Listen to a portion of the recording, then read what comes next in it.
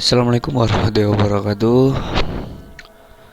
Di sini saya akan mempresentasikan teori pembangunan dan pertumbuhan ekonomi.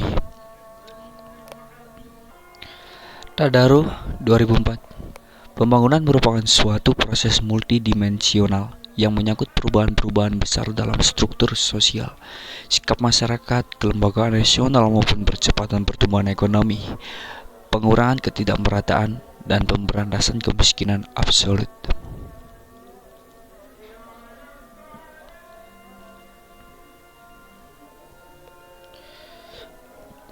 Sukirno 2007.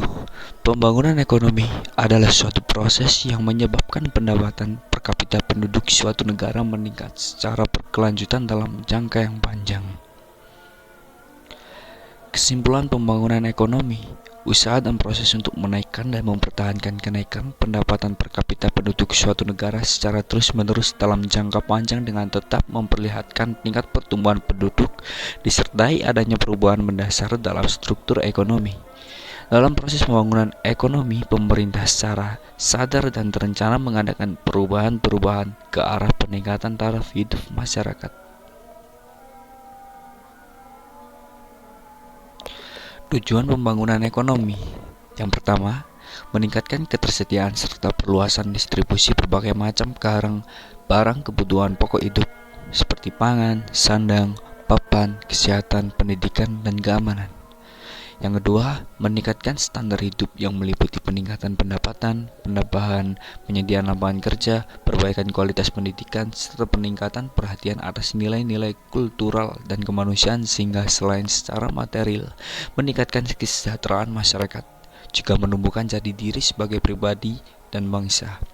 Yang ketiga, memperluas pilihan-pilihan ekonomis dan sosial bagi setiap individu serta bangsa secara keseluruhan dengan membebaskan diri dari bangsa dari sikap menghamba dan ketergantungan terhadap orang lain atau bangsa lain. Indikator keberhasilan pembangunan ekonomi. Yang pertama, pendapatan per kapita. Yang kedua, indikator sosial. Dalam kurung A, jumlah konsumsi baja dalam 1 tahun kilogram. Dalam kurung B, jumlah konsumsi semen dalam 1 tahun dikalikan 10 ton. Dalam kurung C, jumlah surat dalam negeri dalam 1 tahun. Dalam kurung D, jumlah persediaan pesawat radio dikalikan 10. Dalam kurung E, jumlah persediaan telepon dikalikan 10. Dalam kurung F, jumlah persediaan berbagai jenis kendaraan. Dalam kurung G, jumlah konsumsi daging dalam 1 tahun. Dalam kurung kilogram. Yang ketiga, indeks kualitas hidup. Yang keempat, indeks campuran, indeks Susenas, dan indeks pembangunan manusia.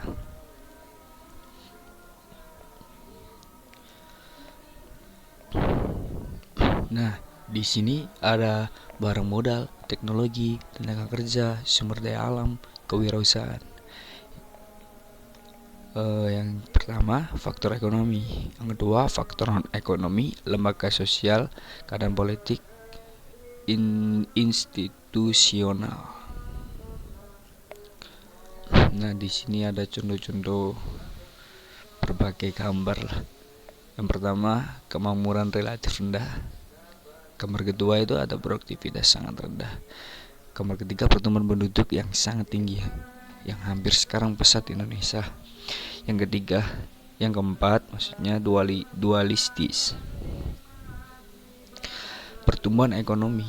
Perkembangan kegiatan dalam perekonomian yang menyebabkan barang dan jasa yang diproduksikan dalam masyarakat bertambah. PDB suatu negara tahun 2013 sebesar Rp 73.697,6 miliar dan tahun 2014 Rp 78.144,4 miliar. Maka laju pertumbuhan ekonomi tahun 2014 dapat dihitung. Maka laju pertumbuhan ekonomi negara tersebut seperti rumus berikut.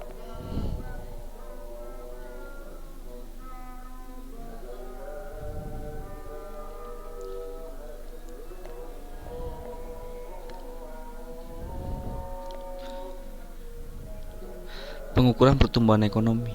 Jika laju pertumbuhan ekonomi dihitung hanya untuk satu periode dapat dihitung berdasarkan rumus.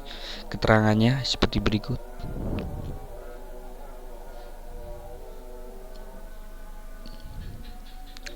Jika laju pertumbuhan ekonomi yang dihitung pada periode yang lebih panjang dalam kurun lebih dari 1 tahun, harus menghitung tingkat pertumbuhan per tahun terlebih dahulu lalu kemudian dirata-ratakan dengan rumus compounding factor. Rumusnya adalah seperti berikut.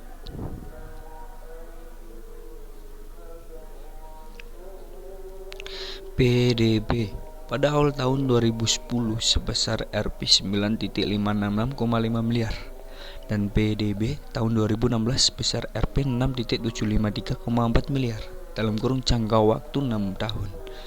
Maka laju pertumbuhan ekonomi adalah sebagai berikut.